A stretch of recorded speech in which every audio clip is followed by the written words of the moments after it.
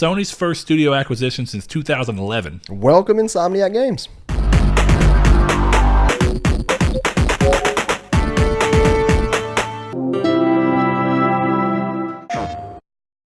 Hello and welcome to Triangle Squared, a PlayStation podcast. I'm your host, Brett, back and alongside me, Mr. Saul Bridges, bringing you guys episode 126. 126. If you are not aware of who we are, like we said, we are a PlayStation-based podcast, but we talk about all game companies and gaming in general, how it relates to PlayStation, what we'd like to see them do that we think the competition is doing well, or what we'd like to see the competition do that we think PlayStation is doing well. So with that in mind, we have a nice, open-spirited community where we hope everybody respects everybody else's likes. But with that said, what we're going to do with this episode is, of course, talk about the fact that PlayStation has finally, after years and years and years of people talking about it, purchased Insomniac Games. That will be what we lead into as our final main topic and be the bulk of the show. But before that, we're going to start the show off the way we always do. So if you like what we're doing, you can check us out over on YouTube in video format and check out the set and everything we do if you like to watch what we're doing. And if you like what we're doing over there, chime in with your thoughts on anything that we're talking about down in the comments below. We love to hear it. If you don't want to watch our ugly mugs, but you want to listen to us, you can do so on a multitude of podcast services or any kind of streaming boxes. Most recent one that I've seen that we really liked is Podbean. Did some more digging into it, and also the person who turned me on to Podbean, one of our patrons, Mr. Sean, he actually left us a comment and said he didn't even realize there was a comment thing in the app. So that's pretty cool too for a podcast service. Exactly. So if you'd like to chime in or give your support for the show or whatever, you can do so over on Podbean. If you listen on there, you can drop comments to us. But also, if you want to chime in on the show and listen on things that do not have comment sections, you can always find us on our social media. So you can find us on Twitter at TriangleSQRD. You can find us on Facebook in a group called Triangle Squared, a PlayStation podcast. And of course, you can always find us in our day-to-day, moment-to-moment lives with a lot of the other members of the community in our Discord, where we've got things like a podcast open discussion thread where you can come in and talk openly among us and the other listeners and members of the community about your thoughts on the things we're talking about. You can chime in with the community's take section that we always do, which brings up a question that we ask at the end of every episode in pertinence to the topic that we're talking about. We revisit it at the beginning of the episode and get some of the community's input on those takes. So if you'd like to do that, you can head over there as well. Of course, just talking to a bunch of great people in that chat, including our buddy Corey, who spent the weekend down here and crazy weekend, is on an episode of our off-topic podcast that it will guaranteed release. Whether it's going to be a patron exclusive or not is up in the air. We're trying to figure that one out. But you know what? If you were lucky, you saw it last night while we were streaming it, and that was a decision we made on the fly, so we didn't actually stream the entire thing, but we decided halfway through it to kind of start streaming. But it was a fun time. We really enjoyed it. But it's still on our Twitch label, Nintendo E3 Watch Along 2019. Because we changed the name too late. Yeah. Which, I hope people do not watch that thinking that that's what that's going to be, but probably the chances of what it's going to be. Anyway, we're going to start this show off the way we always do. So first of all, we of course appreciate you guys listening. But Saul, I, of course, spent a lot of time with you yesterday. Yeah. But before that, what have you been up to this week? Have you played any games? Because I think me and you have been in a similar situation. But I'm going to go ahead and let you spill your beans about it first, and I'll follow up. Haven't played any games this week, really. So I wondered, when you say any, you mean at all? No. Or do you just mean so little that it essentially shouldn't register on the map? I think I played like 2 hours of Dark Souls 3, and that's it. So, and I can't even remember when I did that. Yeah, it's pretty little. So it's one of those things that's, it's just this week got real busy, had to drive around a lot for work, and just didn't really feel like playing anything. Which is also weird. Really weird for me. Yeah, very well. How far I had to drive, incredibly weird for me. 9 hours in one day, which is not good. But it's life. That was Wednesday. When did you travel? You did it Friday? Tuesday and Friday. Ugh, good Lord. All right, well, I've been in a very similar situation where this week hit me. We talked about everything, and I was kind of playing the Wizard of Legend and stuff like that, and I bought a couple games. I downloaded Yakuza Kiwami because it was free for PS Plus users a while back, and I very heavily debated starting it, but just nothing that I was doing. I got to look at all my games, some of which I've started and never finished, some of which I've never started, some of which I just was like, well, do I want to replay those? And nothing clicked with me. I opened up my Vita. I was like, is there anything I can think to play on Vita? Just nothing was there. Sunday is essentially the only the day I played games. So I came. We did the show last Sunday. Yeah. And as soon as we got done, I was like, I'm gonna play a little bit more of Wizard of Legend and see how it's working for me. And it's a fun game. It's just it wasn't clicking with me. So I was like, okay. Kind of just left it from there. Said it'll be okay. We'll do that. And then I've showed you how to make that work. I know. I'm just I realized that like whenever I like zoomed in, I'm like I could do this easier. Yeah. But yeah, I did that, and then of course I was like, okay, well I'm just gonna watch some TV and some movies. So instead, it's what I ended up spending the majority of my week doing is catching up on a bunch of movies I wanted to see. Hannah and I had a date night, which is pretty rare for us, and got to go see the movie Good Boys that just came out, which was pretty good actually. Which one's that one? It's essentially the one where you have 3 little boys who are all doing crazy things you'd expect adults to do. There's drugs involved and crazy, ridiculous things. But what I loved about the movie is that at its heart, it's still a movie that's just about kids being in situations that they weren't ready for. How old do you mean by like little kids? Like 11? Yeah. Something like that. Yeah, I 13 maybe. I saw a trailer for that. I barely remember it. But it's boys that are right on the cusp of where they should be, kind of starting to mature. So it's like it's all about the friendship dynamic. It's kind of like if you took the idea for Superbad and put it on younger kids. Okay. And I think it was actually, if I'm not mistaken, Seth Rogen had a huge hand in it.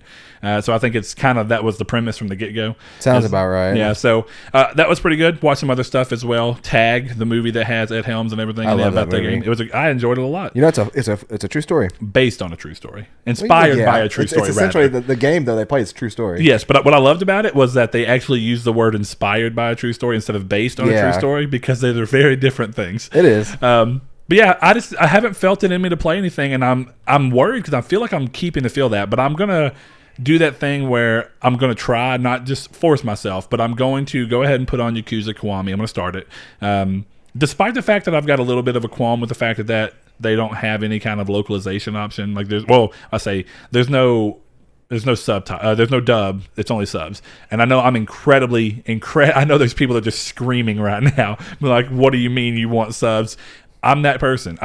I started watching Japanese content as a child, so things being in Japan but having an English voice has no disconnect for me at all. They don't seem out of place at all. One of my examples to go to for that is like Neon Genesis Evangelion is a show I watched when I was incredibly young, and that whole show takes place in New Tokyo and all that thing. And when you're going through that, it's like, well, that takes place in Japan. And the entire time, I'm seeing and hearing an English voice. So it happened to me early enough in life that the idea, and I get that that's the argument made a lot, is that it's a game that's so born and bred in Japan and takes place in real Japan and not a fantasy world. So there's a disconnect when watching people who are supposed to be Japanese and in Japan speaking English. That just doesn't exist for me. But I'm going to try it anyway. Going to do my best. Going to go through it, and I'm hoping that it really clicks with me and just pulls me in, not only because I've been very much interested by the Yakuza series for so long at this point, but also for the fact that I just want something different to play. And there is some other stuff, controls coming out this week, so there might be something that pulls me back in. But we'll talk about that here in just a minute with the news. Anything else? No, that's pretty much it for me. Uneventful weeks. I did get all the cross-save stuff for Destiny done, so I haven't played it. Plan on playing that a little bit today. I'm waiting until, because I never owned the game since I could never get the Blizzard client to download. For those that are interested, I'm waiting for it to be on Steam. Wait till October 1st, because you're going to have to buy it on Blizzard, but it's going to be free on Steam. New Light. Well, okay, but can I get New Light and then purchase the things from there? Is that essentially how it goes? Yeah, you'll purchase New Light, and then you'll pick and choose if you want Curse of Osiris and all that stuff. I always recommend everybody get all of them, because if we play with us, then nobody's limited. Yeah, we'll see. I'm still curious. If I can survive the rest of the way through on PlayStation and not feel like I'm getting lapped by you guys who are all playing on PC or whatever, we'll see. It's going to be interesting because cross-play is still not in existence, only cross-save. So that's the part that gets a little weird. But we're going to go ahead and hop into the community's take before we get into the news. It's going to be a short one. It's short for one very particular reason, which is funny. So, let me go on down to it. The community state question for the week was, with Gamescom underway, because of course Gamescom hit Monday just shortly, about an hour after our episode went live. It says, with Gamescom underway and opening night past us, what has been your favorite announcement so far? Anything that surprised you? Across the board, every single person. The same thing. that we had multiple responses. They were just all the only thing that matters is Final Fantasy VIII release date, which what was it? September 6th, 3rd? I don't remember. Uh-oh. I know I'm only really excited. I know it surprised me because it was no. Also it was a digital only release. You know, when there was talk for a while about a $60 physical release, but that is not happening. So there goes that. 3rd of September. Yeah, so that's actually really close. A lot of people thought there'd be a little bit more time out. I'm not surprised at the lack of a physical release. We didn't get a physical release of Final Fantasy VII, so genuinely no surprise at all. But the fact, this is the thing, Final Fantasy VIII is the butt of so many jokes when it comes to the Final Fantasy series that it was incredibly heartwarming to see a game that I've not played in a long time, even though I really loved it. It was my first Final Fantasy as a kid, and that was one of those interesting things where I went back and played, I'll say that. I played technically a little bit of other stuff, but the first Final Fantasy that was for me that I picked up from the time period, it was me playing 8 before playing 7, and going back to playing 7 felt ridiculous to me. Yeah. Just because of how much different it looks and plays, even though I enjoyed 7 for what it is. But yeah, you know, it's great to see so many people throw love and excitement towards the game across the board, across not only our community's take on Discord, but also on Twitter and also on Facebook, where pretty much everyone just said, hey, we really like Final Fantasy VIII. That's awesome. Yeah. I mean, I don't know really what else I could want from it. I mean, don't get me wrong, there's other answers that I think obviously work. What in the world? Facebook, chill out, bruh. That's a very common thing to say at Facebook nowadays. I tell you, That's coming from someone who doesn't even have one. Yeah, I wouldn't say you miss anything from it. Me and Corey were talking about last night, like every now and then we still just debate, like, do we just want to not have one? I mean, it makes sense. But there was one other response that I am going to give. Well, actually, I'm sorry. 2 more. But Final Fantasy VIII was well and above the most one. But Robert Henry, person I tried shouting out last week, and it's one of those things where as soon as I needed to remember the name of his podcast, it completely left me, even though I knew it. Robert Henry has his own podcast that we inspired him to create, as far as I'm concerned. So first of all, Robert, thank you. I'm glad that you found our stuff so entertaining to you and you liked the idea of it, that you wanted to do it yourself. And it's called Warp Point, so go check that out. We have a couple of people in the community that have went ahead and checked it out and gave him great feedback. He's early in doing this, of course. Our first few days were rocky as well, but he's got a great foundation, and go check him out. He's a super nice guy. But he says, my biggest surprise and something I'm interested in how well it actually works is ESO on Stadia. Now, I was really curious about this because, was it game specific? Was it genre specific? And so I decided to ask him, what is it that makes you want to follow this? Is it a test for the tech, or is it connected to the game itself? And he actually said it comes down to specifically being how lag and latency works when you're dealing with an MMO bouncing around a constant different servers. I'm curious to see if that even works. And if it's possible that maybe there's a chance that we can get Final Fantasy 14 on there too. Of course, he plays Final Fantasy 14 a lot. Now, what was interesting about that is that I get that, and I think that Stadia is a big question for a lot of people right now because there are clear benefits that can come from it. I think that no matter how you look at Stadia, I can never see that being in this day and age. It cannot be someone's primary gaming platform, but as a supplementary gaming platform, I think that there's an argument to be made that if the tech works well enough, that you can justify it. Say you have to go out of town for something, you don't want to have to lug your PC or anything like that. All you got to do is in the bag. Not even that. You can just even bring you can just bring a Google. You can just throw the controller and the little Google Chromecast. The Chromecast, thank you, into your bag and just say whatever hotel I get to, I can throw it up on the TV and start playing. Yeah. It's just you're really cutting down on what you're having to take. If you don't need your laptop for any other reason, it's a lot less likely that you're going to lose a lot of money if something happens and someone takes this Chromecast Pro or whatever they're called and the controller. It's a lesser chance that these things are going to happen. They're easier to continuously take with you. But one of the things I thought was interesting, and I don't know if you noticed this, ESO has been available on PlayStation Now for quite a while and completely streamable. Or you can download it once they introduce the downloading feature to PlayStation Now. Now, it's not something I've played.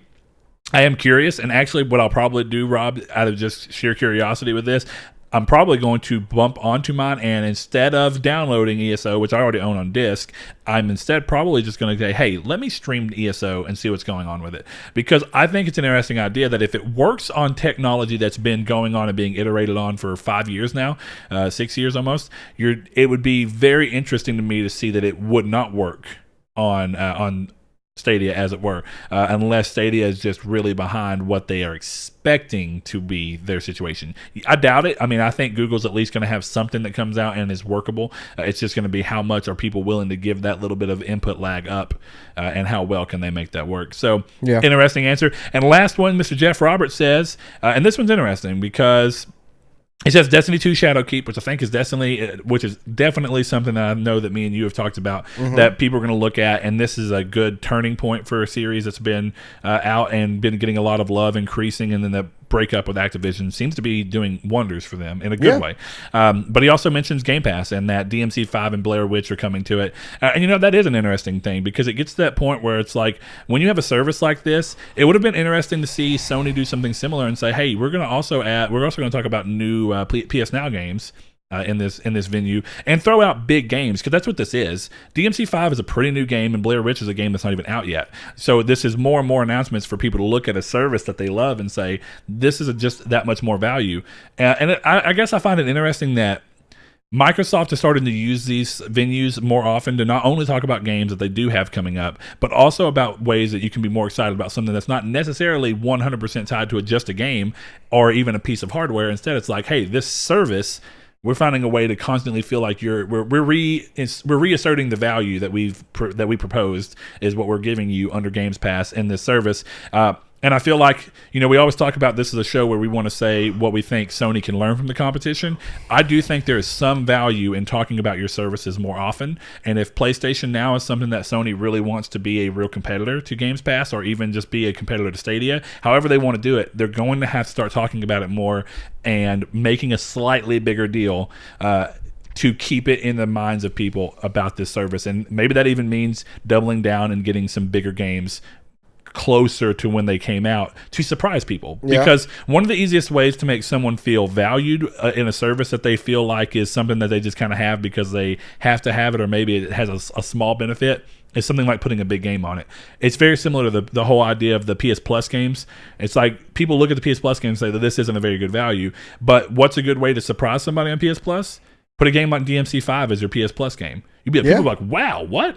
That would be actually kind of cool. And you could do the same with PS Now. So I do think there's value in Sony looking at that and saying, you know what, there's a important point, definitely when you have something like Stadia coming up as competition as well, and talking about our services and continue to show them why it's a value on top of the fact that the console itself is a value.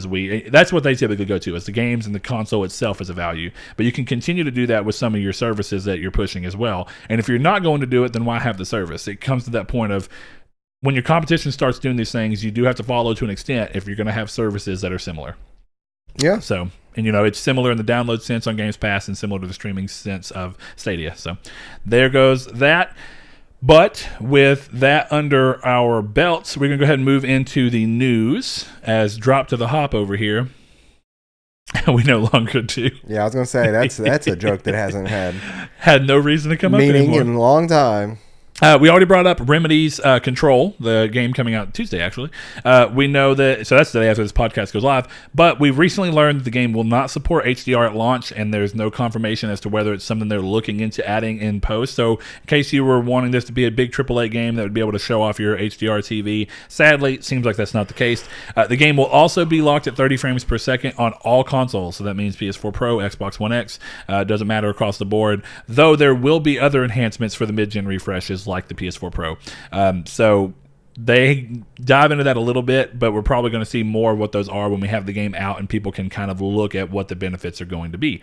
Next up, Neo's upcoming sequel will be entering the limelight again, with a developer confirming a new demo will be available for attendees to experience at Tokyo Game Pass, or Game Show.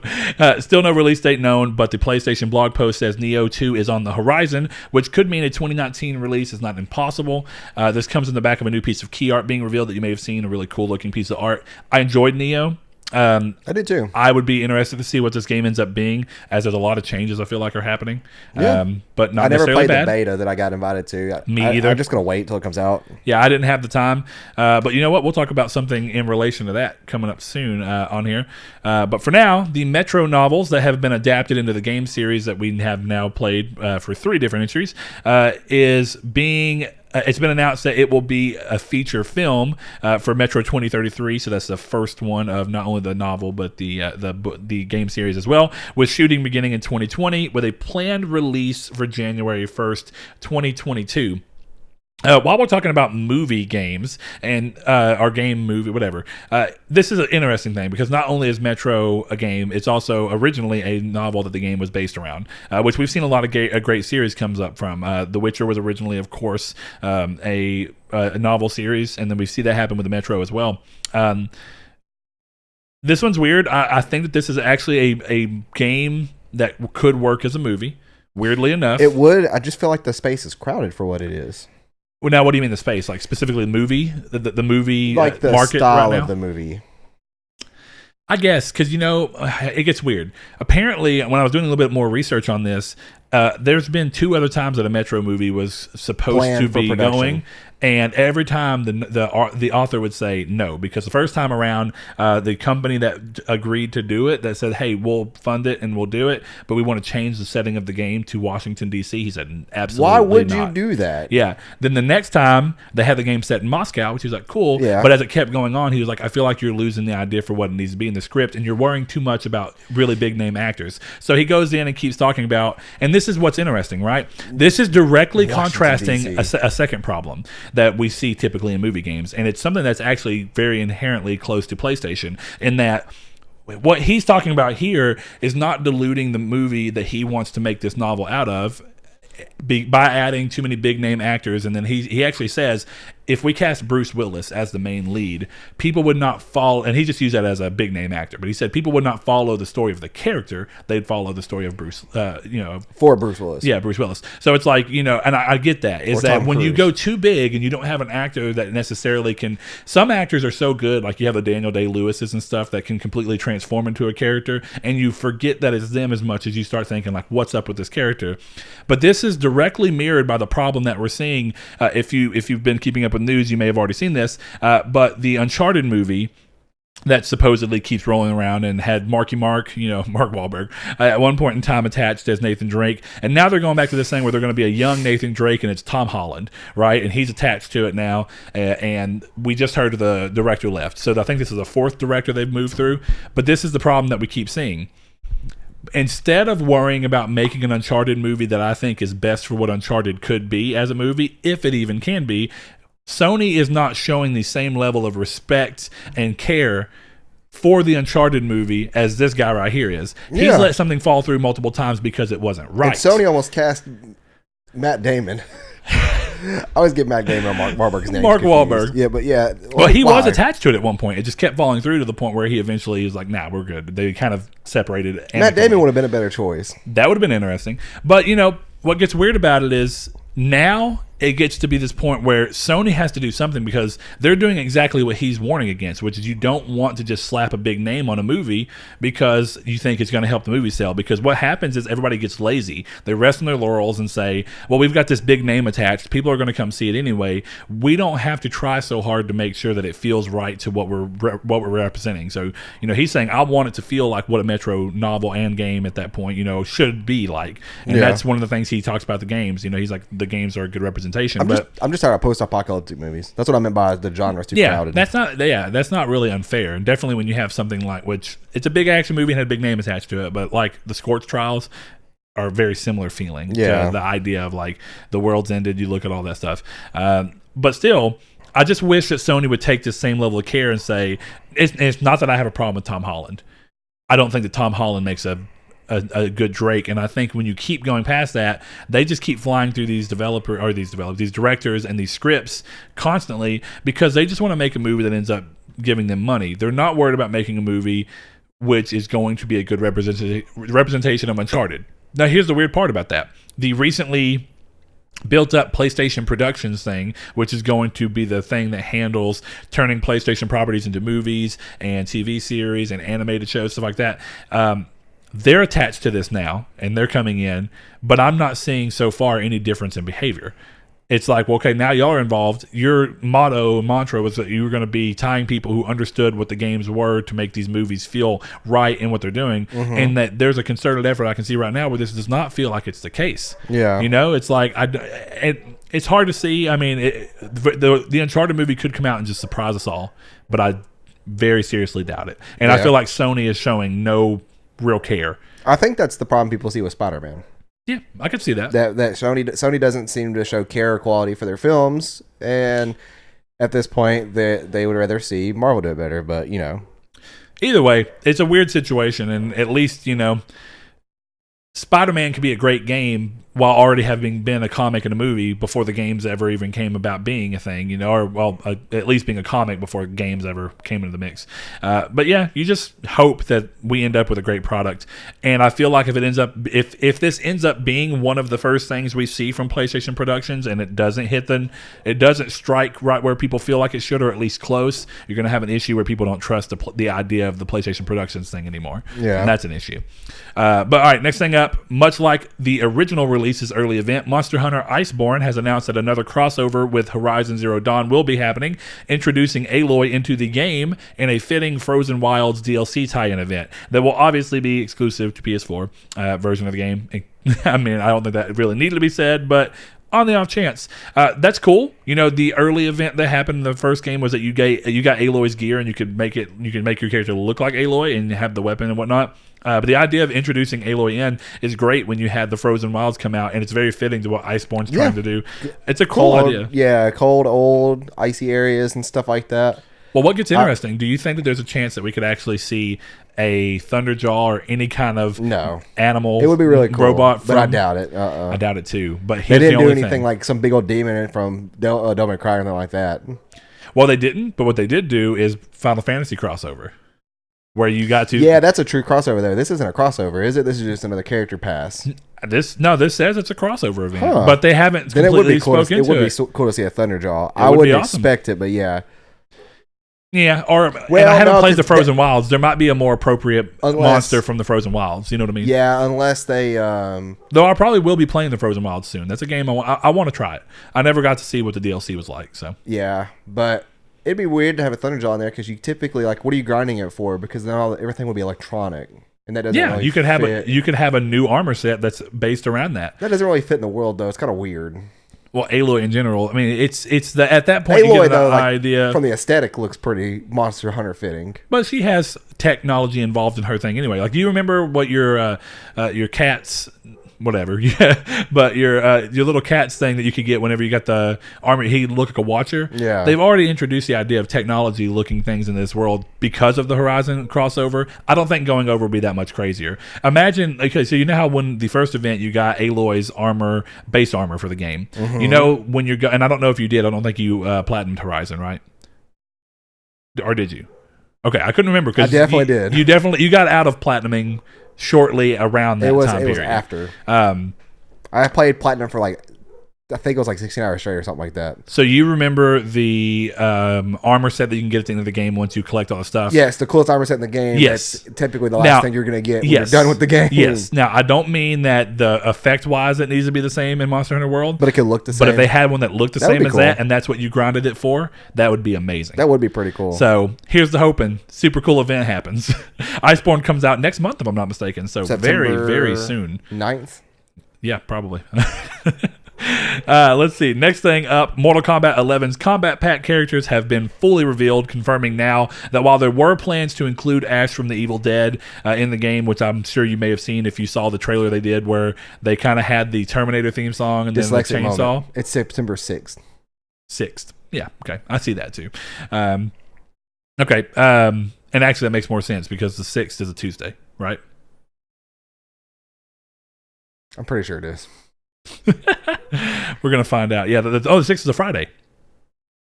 Yeah, is it? Which ironically means that the 9th is a Monday. So yeah, that's interesting. Where was I going? Oh yeah, the trailer that came out that they teased, they showed some of the new characters and then they teased with just sound effects. You heard the Terminator theme song for kind of a second, and then you heard a chainsaw going. And a lot of people picked up on the fact that that was going to be Ash from the Evil Dead coming into the game. But apparently licensing issues eschewed those plans, and instead the Joker, which I'm going to assume that this happened because they already had the licensing rights for the Joker because of Injustice. They just pulled the Joker in, made a version of him to fill that role. Somebody pointed out something kind of cool on Reddit. You know how terrible the Joker looks? Yep. They said that since they got the rights for Ash from Evil Dead pulled, they already had his character model made, and they just made the Joker his character model. That's why it looks the way it does with the hair and everything. Because it's kind of similar impossible. to Ash. It's definitely the way not Ash's hair goes back or whatever, kind of like styles back. Yeah, that's kind of like what Joker has. It's a little swap. So like they might have just changed his hair around a little bit. Who knows? I mean, then again, when you have a game series like that and the Joker's been done so many times, eventually you're going to hit a thing where your designs are going to look odd to people. You know what I mean? Yeah, they're always different, though. They're always terrible for these games. Yeah. But anyway, the full roster of the combat pack is Shang Tsung and Nightwolf, who are already available right now. The Terminator, who will be available on October 8th. Sindel, who will be available November 26th. The Joker on January 28th. And lastly, Spawn, who will be releasing on March 17th.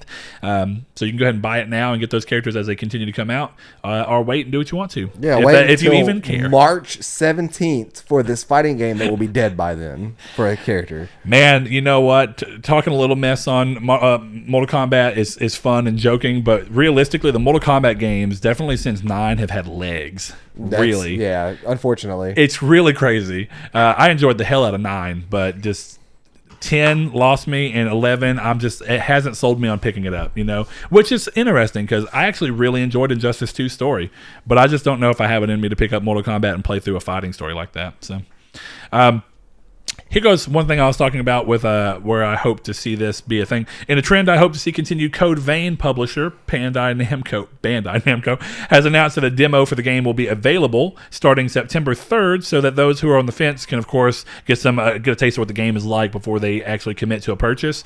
And, you were talking about wanting to see, Neo, you're just going to wait for the game to come out. If we're really lucky, I've seen a lot more games coming out with demos recently. Yeah, and if that trend keeps going, then what we might be able to do is play a demo for Neo, or at least another open beta like they did for the first Neo, where we can get another chance at diving in. Yeah, at least closer to release. Because the thing about playing an alpha is it still doesn't mean that's going to be what the game is like when you finally play the full release. Yeah, and I downloaded the demo for Oninaki earlier today on my Switch, and I'm just kind of... I needed to do that too. Yeah. But I had this weird kind of thought, like, do I want to buy Oninaki and Astral Chain? Because Astral Chain comes out on Friday. Oh, yeah. Or do I want to wait till I get my Switch Lite? And do I want to wait? So do I want to prolong 1 month of Astral Chain goodness? Because it was near perfect on Famitsu. And that's when when a JRPG gets up near perfect levels. I think it was 37 out of 40 or something. Yeah. It's like, it's a good game. They know their JRPGs well over there. So what? I guess I think Nier was essentially 3 9 out of 10s and then 1 10 out of 10. Yeah. Yeah, it's pretty impressive, really. So I think that's the number it was. If not, it's something similar. Yeah, because they do have a 40 score, so it's 4 review aggregators that come in. Yeah, it's a very different setup than what we have. I like it though. Either way, let's see. Next up, speaking of Yakuza, earlier Yakuza fans have a big win with the announcement of the Yakuza Remastered Collection, which I know Hakuto is just over the moon about, which brings Yakuza 3, 4, and 5, originally PS3 releases, to the PS4 in a remastered form. Alongside Yakuza 0, Kiwami, Kiwami 2, and Yakuza 6, that now means the entire series can be played in one place. And if you want to count Judgment, which is a spin-off that kind of exists in the same world, you can do that too. All on PlayStation 4, which is pretty amazing. Yakuza 3 is available digitally now, with the 4 hitting October 29th and 5 releasing on February 11th of next year. If you prefer the game physically, they will be released together on February 11th for the same $59.99 of the digital bundle cost. You cannot buy the game separately. They all come in a bundle. But it will include a case, a collectible case for the 2 discs. The games will be across, so 2 games will be on 1, 3, and 4, and then 5 will be on its own disc. And it will also include a PS3 case for Yakuza 5. It is just a case only, and that is for collectors because the original release was apparently a digital only. So people who wanted the entire Yakuza shelf thing. They now have a case that will let them fill in that on their shelves. And that goes back to the idea of people being like, why would you want an empty case? Well, that's why some of the people who get the cases that we make want them. There's value to seeing something sitting on a shelf and liking it. So, but that's exciting times, and that's part of why I want to try Kiwami out. Have you ever played Yakuza yet, or do you have any interest? I downloaded, it was Kiwami that came out free, right? Yes, that's the same I one. Downloaded that, and then I read that it was better to play Zero first. So I was kind of like, I at least have it downloaded, but I'm going to play through Zero first. See, that's the thing that came to me, but I'm worried that if I don't, because I was talking to Hakuto, of course, our resident Yakuza fan, about Yakuza master. And the problem with me was I got Kiwami for free. So trying it means I have a very little risk. I'm not really losing anything except for a little bit of my time. What I was debating is, do I start Kiwami? Wasn't Kiwami just a remake of the first one too? Yes. Okay. But Zero happens before Zero's a prequel, yeah. So the thing about wanting to play Zero first is that what I think I might be able to do to kind of balance the scales is start Kiwami, understand if I like the game style. Yeah. Play just enough to understand that if I would like it and buy it, then buy Zero, play through Zero, then go back to Kiwami and play through Kiwami, and kind of start that way. But we'll see. Hakuto, if you want to shoot me up and if you want to shoot me a message and tell me if you think that that's a good enough idea to where I won't be spoiling too much of anything by starting, a couple of hours of Kiwami before I go and spend money and a little bit more of a risk on Zero. Just let me know. And also let Saul know, because I've heard that a lot too. But it's so hard to want to spend money on something you just don't know if you're going to like. Definitely when it's as daunting a series as Yakuza that's got like 9 games.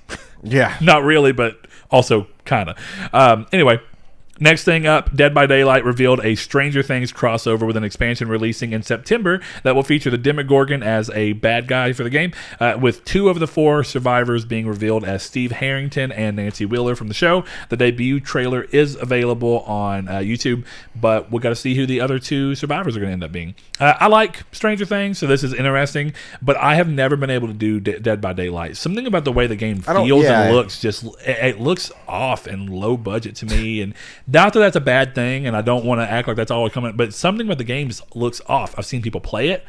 It doesn't click with me. Then I watch gameplay of it, and it still doesn't click with me. It just, something looks weird about it. And maybe it's just I don't even care for the idea of the gameplay. I don't know.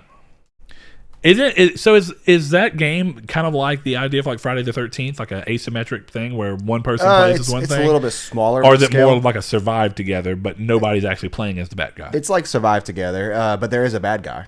It's a player, but it's a team-based kill the bad guy thing or run from him, which is essentially what Friday the 13th was. Yeah, Friday the 13th though made it harder to actually hurt or kill the bad guy, and I'm pretty sure Dead by Daylight it's a little easier to actually. Where Friday the 13th is more like legitimately survive. Well, I think Friday the 13th's goal is to just run away. Yeah, that's what I mean. Survive. Car or something. Yeah, and use the car. This one is like I think in Dead by Daylight you have to kill the bad guy.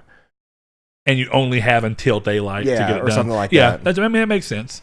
By the way, I Am Setsuna is still $40, both on the PlayStation Store and on the Switch Store. Good Lord. I was completely wrong on that one, price-wise. Yeah, I was like, I bet Lost Spear is the same thing since it's a sequel.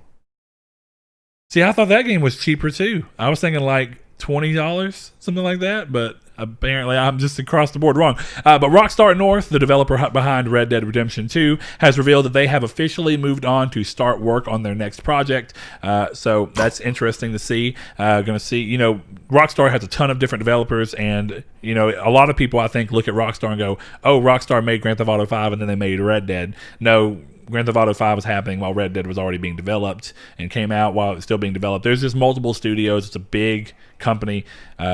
So they have a lot of stuff in the works. It seems like there's essentially every week I feel like I'm seeing something new about the Bully 2 coming. Yeah. So it's like, who knows what's going to happen at Rockstar and who knows who's involved with what. But either way, next up, Golem, a PSVR title that you may remember being showed years ago and then going pretty much radio silent for a good bit, has finally got a release window of fall 2019. Not much more has really been shown, but with the game coming so soon, I have to imagine we're going to start getting more in-depth looks at the game. The original trailer that came early on in the PSVR's life cycle looked really interesting to me, so I hope that it is a great game, but we'll see. Lastly, before we get into the main topic, is Little Nightmares, the puzzle platform horror game from 2017, is getting a sequel. Developer Tarsier Studios announced this at Gamescom with a teaser trailer that reveals that Six, the main character of the first game, will have a companion this time around with a new character named Mono. The game is aiming for a 2020 release, and even though Mono does exist, it is not a situation where the game has co-op. They have confirmed that there is no co-op in the game. There is just a companion character, as it were. So keeping that in mind, I assume this will be... They've mentioned it's a bigger game, bigger in scale, longer than the first game was. The first game was kind of a indie hit surprise that came out of nowhere. Kind of ended up being a good game for Bandai Namco, and that's the people behind it. So, good for them. You okay over there, Sal? Now, we're going to we're going to jump into the meat of the podcast, and that starts off with... Give me some meat, please. I'm so hungry. You always come over here hungry, Saul. I did. I ate lunch too, like shortly. An hour and a half ago. Not even, about an hour and a half ago. But we're going to go get groceries here in about 30, 45 minutes. So, are you going to be the guy that's going and getting groceries and like going to the food court and be over there and be like, hey, can I get some chicken nuggets? No, I'm can I get some popcorn chicken? Anytime I go get groceries too, I don't go on an empty stomach. So then I'm like hungry shopping. Oh, that's a good idea. I eat a Nature Valley bar before I go, or that's what I'm going to do today. Because I've hungry shopped a few times. The last few times that I went, dude, I was like, this bag of cereal. I was like, I got need 4 boxes of cereal last time I went to do mixology stuff. I made it one time, and then the milk expired, and then the cereal still just sitting in my cabinet. So, I did it and enjoyed it. Don't hungry shop. And I ate all of the cereal. I did the one that was the s'mores. It was not great. Yeah, I didn't try the s'mores one. I wanted to try the bread pudding one, but in case you don't know what we're talking about, there's a video, Ed versus Cereal Masterclass, something like that. It's Ed versus multiple things, and it's a fantastic YouTube channel. It is, absolutely. He's a lawyer. They have a YouTube channel. But it's cereal mixology. He goes through and puts a lot of cereal together with special flavored milk like salted caramel and stuff like that. And I think it was interesting. And I also very much enjoyed the cereal that I got mixed together and tried out. But what we're going to talk about here is, of course, like we talked about, Sony purchasing Insomniac Games. Now, this is a big deal.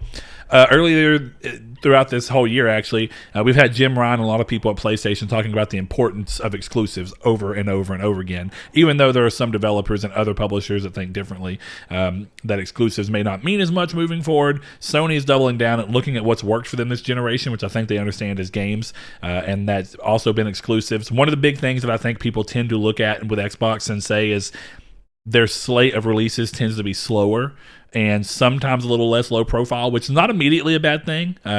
Some people say, well, like Sea of Thieves came out. It's not a big profile release, but it is exclusive, and it's important because of the fact that it's set up with the idea of this is to get you into our ecosystem. So all games exist in that route, even sometimes the somewhat lesser received and lower thought of games on the PlayStation exclusive lineup. Drive Club and The Order still have massive fans that came to the PlayStation because of it, or people that people that found love in it, and it just reinforced part of what they liked about their PlayStation. So these are important things, but at this point, we're looking at... I guess we'll go ahead and read the way I typed up the news, and we'll kind of discuss from there. So, unless you've been living under a rock, you, of course, know and have seen that Sony purchased Insomniac Games, adding them to the worldwide studio stable. This is the first studio that they have bought. Not necessarily formed, but bought since 2011, back when they bought Sucker Punch right after the release of Infamous 2. So that's important because, we've seen this generation happening with Microsoft buying a bunch of studios very close, and then people looking at Sony and going, what are you doing? Yeah. But, this comes off the back of a partnership between Insomniac and Sony that has lasted practically since Insomniac started, going all the way back to Spyro the Dragon, and of course coming all the way through with the most recent partnership they've had with Spider-Man PS4 being an exclusive title published by PlayStation. It's one of those things where, this is not surprising to me, as the majority of Insomniac's catalog has been released exclusively on PlayStation. Pretty much, You're talking about Spyro 1, Spyro 2, There's Spyro been a 3. couple instances of some of those games like Spyro showing up on Nintendo systems in the past. Well, and it's one of those things where Insomniac's involvement with Spyro, every Insomniac made Spyro game was exclusive. It's PS1. exclusive, yeah.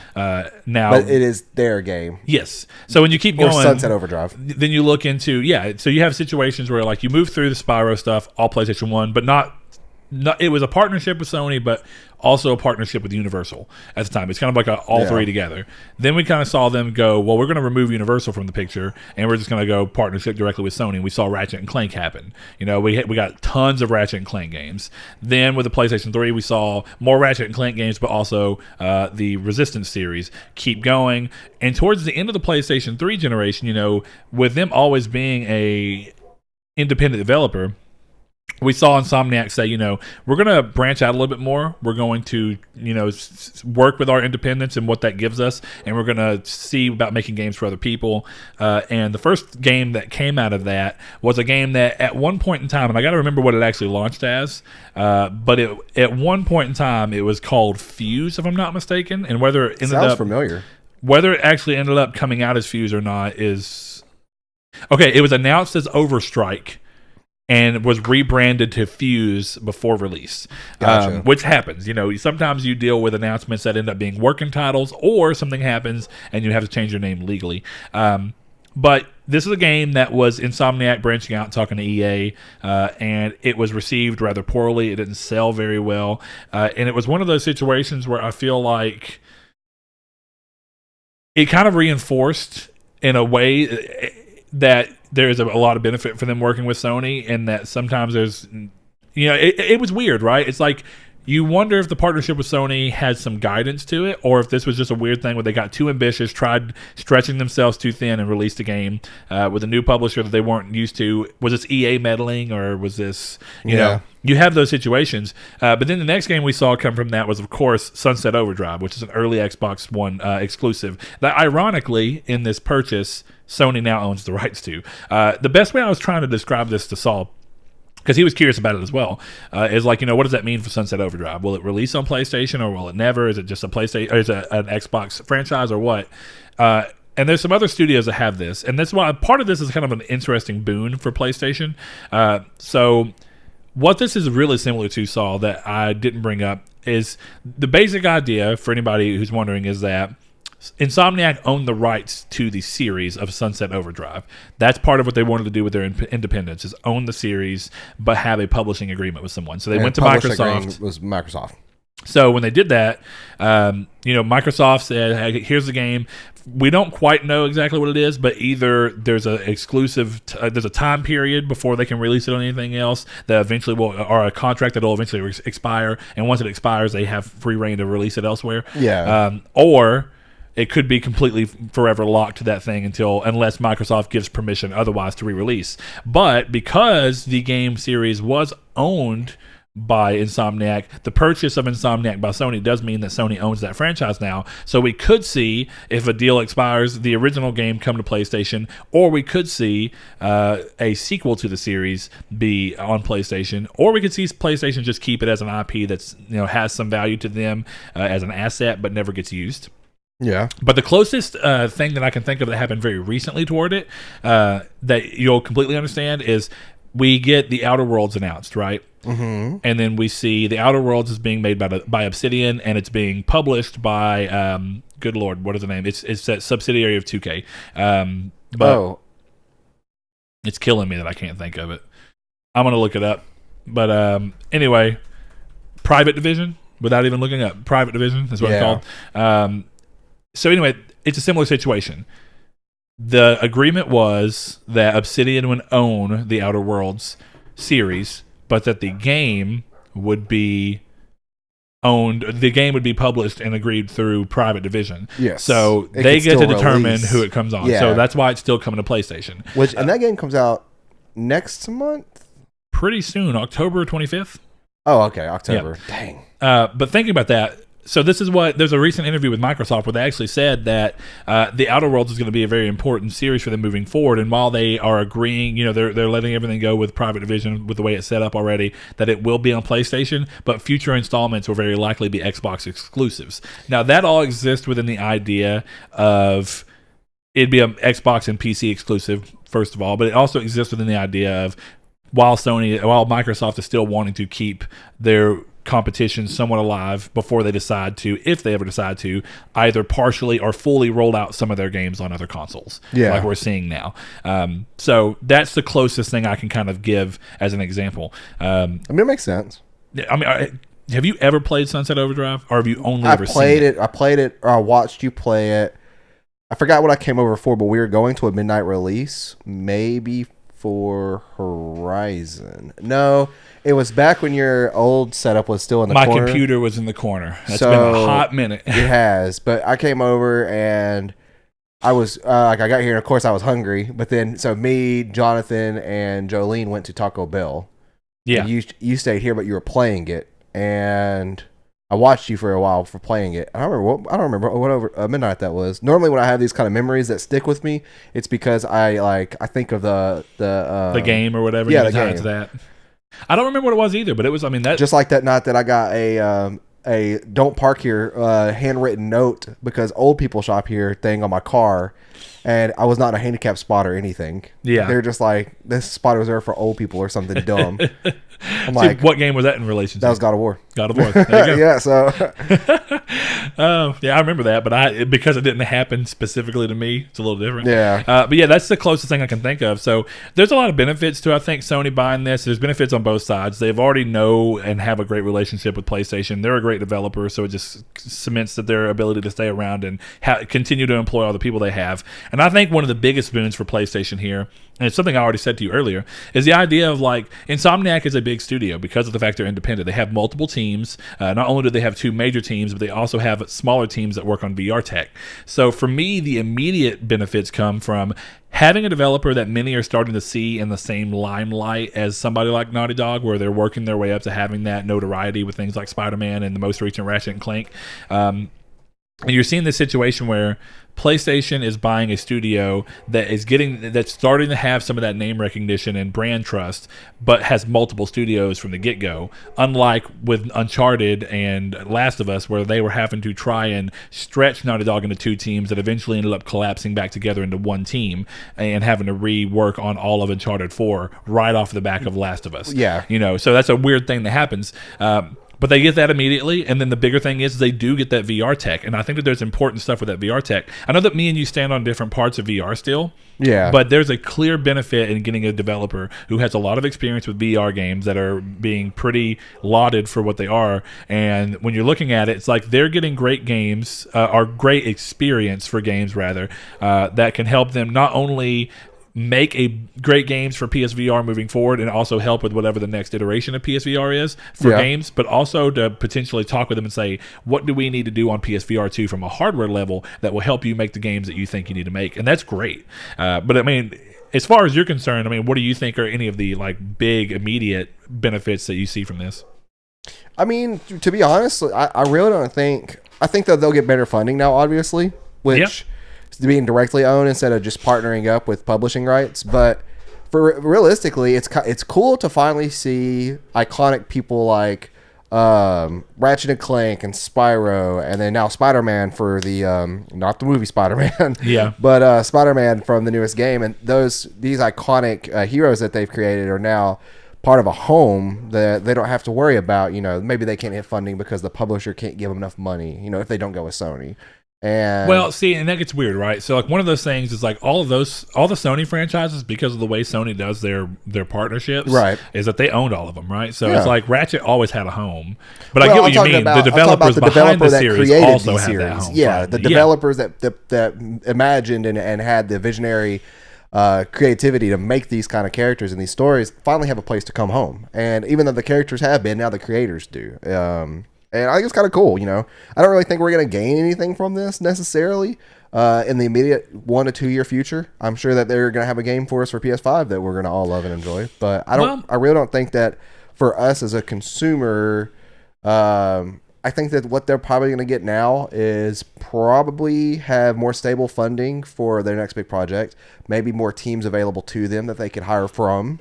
Or at least better sources from inside Sony to find people they may need, directors and people like that, for game creation. But I don't think we'll see an immediate answer from all this. One thing I've always been curious about with it is like, one of the things that you see happen across first party studios that exist out there is that the first party studios will immediately send tech to each other and say, hey, they'll pull in and say, hey, how'd you do this? And they'll kind of be able to talk about it and help each other iterate those things. So you'll have shared technology and experience they can move through to make sure their games are better on that. But I always wonder, did Insomniac already have that? Like, you know, I mean, I'm sure one of the big things is like because of how long they've been around. Sure. Do you know about the Sony ICE team that is housed at Naughty Dog but moves around and helps each team pretty much optimize everywhere. for PlayStation? Yeah. Did they have access to that? Is that something new for them? I'm sure they had an extensive access to that. Well, because the logic would be that these games are exclusive. So even if you're still a independent developer, Sony stood to gain a lot by making sure their games were max. But here's the thing about independent developers. When they do have the ability to go and make games for someone else, Xbox could benefit from technology that you learned and pioneered as Sony that you offered to show someone else for one game that they go through and then copy and use for another game. It's like you're letting tight-knit secrets potentially leak out of, or not even whatever it is. Yeah, it's just across the board. You're letting things that otherwise may give you, from a tech point, an advantage that other people don't see.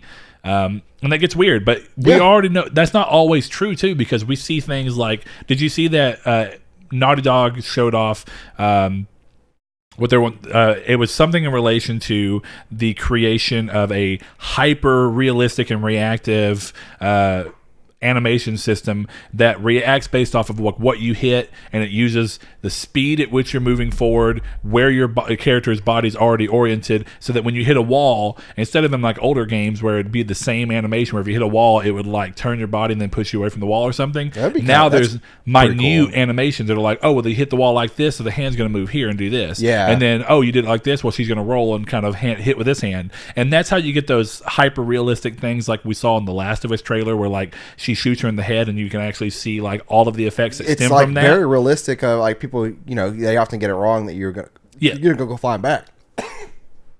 I'm gonna go flying back to my grave right now. Excuse me, but yeah, and the way the subtle drop that they had, like the little hole that pops up, the bullet hole right under the eye and stuff like that. Yes, amazing. Yeah, and see that technology, right, was first made by Ubisoft Montreal, I want to say, for For Honor.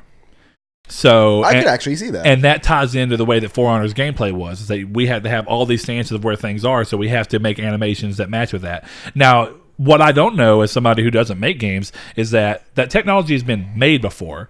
Is Sony utilizing that exact technology and iterating upon it? Or are they looking at it and saying, we see that, we're going to make our own version of it and essentially copy it with research and stuff and make our own version that's maybe even better? Was that happening? So are we already seeing publishers like Ubisoft share their secrets, or are we seeing these things get out? And even though the proprietary code for them are in, and that's something that I just don't know, since we don't really have industry people that we can speak with on it. And, you know, I mean, even if we did know, I don't know if we'd be able to discuss it, but it's an interesting thing because I don't know if I would discuss it out of principle alone. It just leads into the same idea of, if Ubisoft is sharing these things with other people, and that is how that's starting, and Naughty Dog's going, hey, we like that, we want to get it and then iterate on it even further for our own game, then that's one thing. And it's like, okay, so it's way more likely that these people don't care. They're looking at their own things. But I feel like all people would be like, well, we're creating technology that is for our games that we want to do this next level, so that we have a higher chance of people looking at this, thinking it's amazing, and buying our game because it's that much next level, right?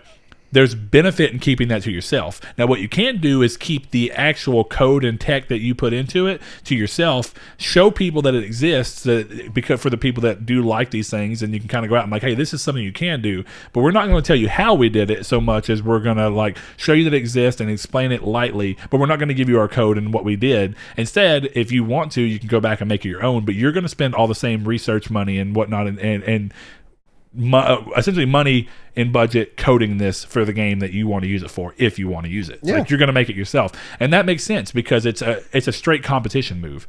And so when you look at something like Insomniac being brought in the fold, there is a chance that these are things that they maybe had people kind of go in and say light help on, but now they have full access to a big suite of things that Sony has for their in-house thing. Hidden secret network for people who are owned by Sony specifically that nobody will ever know of. A shadow group, if you will. But you know what's weird about that is that you have most of Sony games come out of the gate pretty well flawless with a very great quality control in terms of bugs and stuff. So you nailed it. They're the Illuminati. But, and here's the interesting thing about it. There's always an and this Illuminati goes into symbol. the idea of one Sony-owned studio that was owned by Sony put out a game that was in very rough shape. They offed them. Now, that was Days Gone. Days Gone releases in a way that is very uncommon for a PlayStation exclusive release. It was real buggy. Right? It was still buggy whenever I played it back 2 months ago. So, is it because that game was on Unreal Engine 3 and that it's something that PlayStation doesn't tend to use and it was hyper modified that is almost like all of it rested on their shoulders?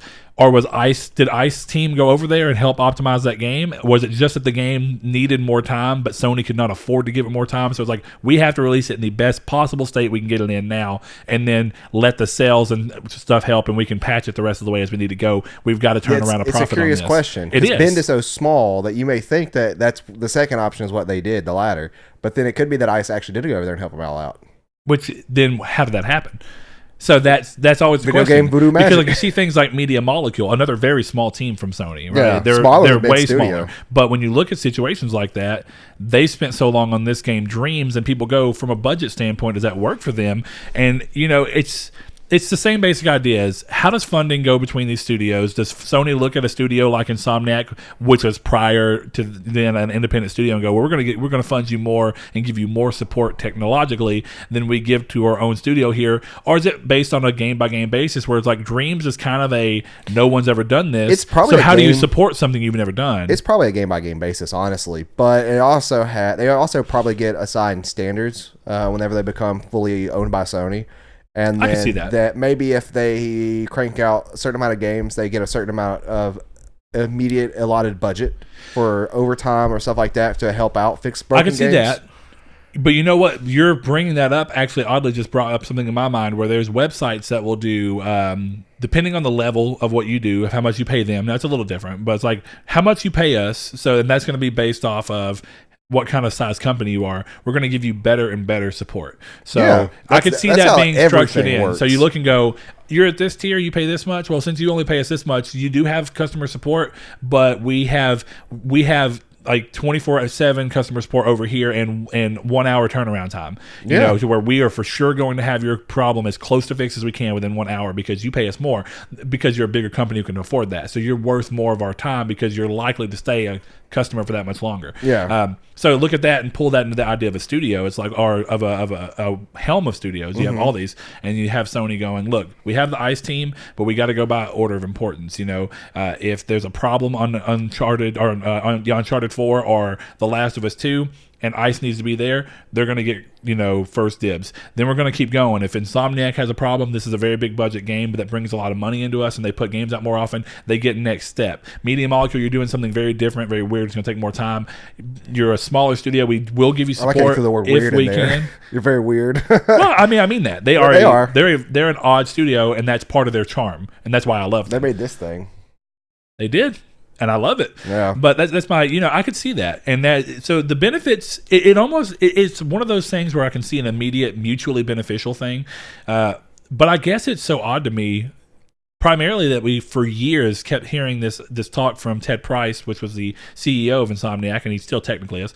But when you're going through that, it's like, we want to be independent. We want to be independent. And this goes to that same thing where we've had this discussion a little bit on the podcast before of like, people who want to be independent, but then understand that they can partner with certain people who give them this level of freedom that they expect with independence, but with the level of comfort and extra support that a company can provide you if you're working with the right company. So if Sony's doing that, and I have every reason to believe they do, they're we want you to do something. We wouldn't keep getting the exclusive we would if they weren't. Right. And like, one of the things that first was said. Or you would hear it specifically from people like Cory Balrog, who would try to end a partnership with a company like that, I would think. Well, and he's very present on places like Twitter and stuff too. Well, yeah, because he doesn't have to work there. Why would he come back to a studio that he had left before? I'm talking about previous endeavors. Well, what do you mean by that? So he used to work at Sony. Yeah. Then he left. He's free game unless he signed an NDA to speak on if anything was bad there. You think that, they always say that praise goes unnoticed for the most part until it's bad. Yeah, that's true. And that's what I'm curious about, is that it must have been good, because we haven't heard him say anything like, I'm never going to work with Sony again, or anything like and that. we saw him come back. And why would you come back to a company that you had a bad experience with? So, that's the idea. Is for the most part, we see Sony do a good job, which we don't see on the movie side of them meddling, but we see Sony do a good job of trust your people that you have, trust that they're good developers, make sure they hire good developers, and then say, hey, you have an idea, you have to at least tell us what it is. We'll tell you whether we believe you or not. If we believe in you enough, we'll give you the funding, and then from there on, we check on updates, but it's up to you to make the game that you think you want to make. You have to sell us on the idea too.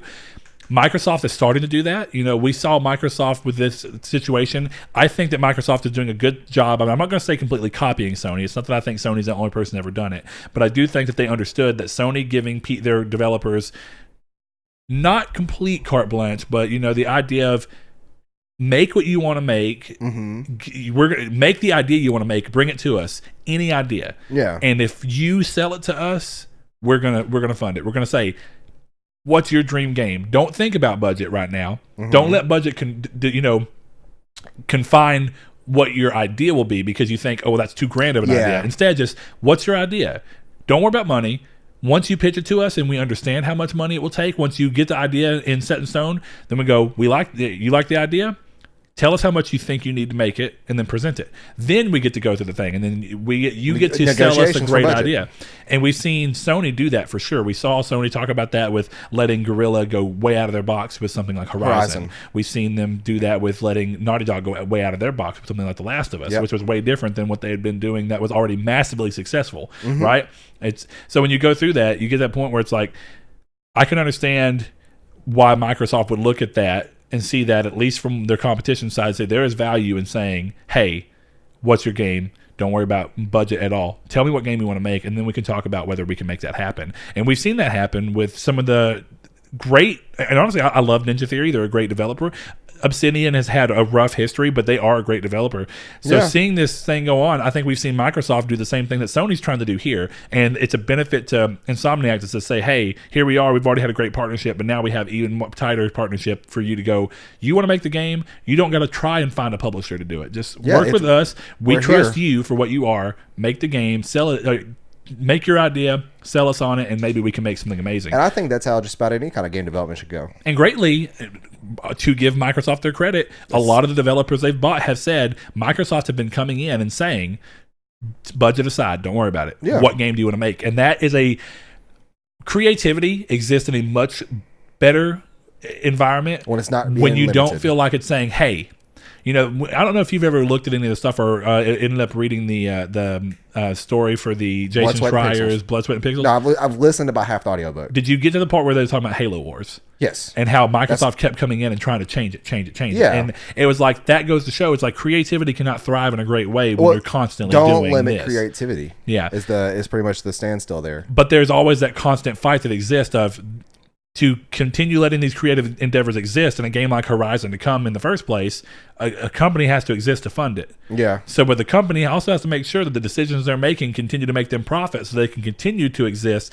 so they can continue to make these games. Pretty much. So it's this ever going struggle of the person being creative and being as best they can to give the idea out, and then the company going, we trust you enough, and then doing this risk assessment. Yeah. And it's idea and then trying to fund the idea. So either way, I'm glad to see that they're there. This is a great thing because what's happening is, unlike Ninja Theory, which was a small studio that got absorbed into Microsoft, great studio, I love them to death, I'm not talking bad about them, but where an immediate boon exists with Insomniac is a large developer of two large teams that can each make their own games. This now means that Sony has that much more power to say, we have two more studios to pump out that many more games as often a year. And when Sony's in this existence of talking about our games are taking longer than ever to make because we want scale and scope to increase, and we want to give our people what they need to make games that are just above and beyond, so that you can continue to feel like PlayStation is the place to play. Yeah. When you have that, adding two more studios in that kind of studio level that means you get that many more high level AAA exclusives that people would expect from you, being Sony. But now there's that many more studios in rotation. So I bring this up. It's kind of like the idea of when Call of Duty said, we're going to go to a 3-year development schedule and we're going to bring another developer in so that the games get that much more time, but we can still keep a solid release schedule. Yeah. Sony can now kind of start leveraging that now, right? It's like game can come out, but instead of being in this kind of thing we've been in all year where we've been in kind of a lull with Sony where they're not releasing a whole lot, they can start getting to that point where now we have cycle. Every quarter has a huge game. Yeah. And we can just keep going with it. And but the games still get all the time they need to make, but since there's more studios in the turn, Yeah, makes sense. So it's cool. Well, we knew this was going to be somewhat of a short episode because of the nature of the topic, but hey, I had fun discussing it. I'm really happy to see that Insomniac came over to Sony for good now, hopefully. And we want to know what you guys thought. Did you like our conversation? And what do you feel about Insomniac becoming now full-time Sony crew? Here, I know the community stake question. Go for it. With Sony now owning Insomniac and therefore the Sunset Overdrive franchise, would you like to see Sony bring the Sunset Overdrive franchise to PlayStation either with the first game or a sequel, or would you rather see new IP flourish out of the developer? I would love to see it. So I want to hear what you guys thought. Where we posted on Twitter, Discord, and of course Facebook, if we all don't forget.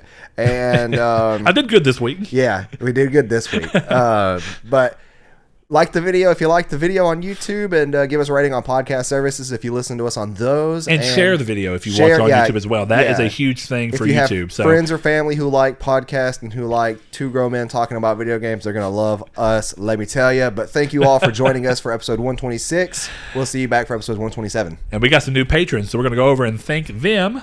There we go. Thanks to our patrons, Dan Barber, Josh Jarrell, Matthew Green, My Name is Dan, Douglas Below, Sean Santarud, Eric McAllister, Matt Sycamore, Funk Turkey, Shadowist, Steven Salazar, The Stonard, Travis Below, Eduardo Palomino, Stefan Swanlin, Coy Live, Philip LaGuerre, Corey Hickerson, Brian, Donovan Williams, William Digital Spooker, Derek Porter, Josh Ayers, Brandon Edwards, Sean One Neo, Tyler Powers, and apparently I put Funk Turkey in here twice, so something is definitely wrong. It's not Funk Turkey. It's, I said it earlier, Dylan Kirby. There you go. I'll fix it. Anyway, if you would like to support the show in any way, shape, or form, you can head over to our Patreon and give as little as $1 per month for early access to stuff and blah, blah, blah. Saul's looking at me like I'm crazy. So you know what? Y'all have a good one. You're still talking to the camera.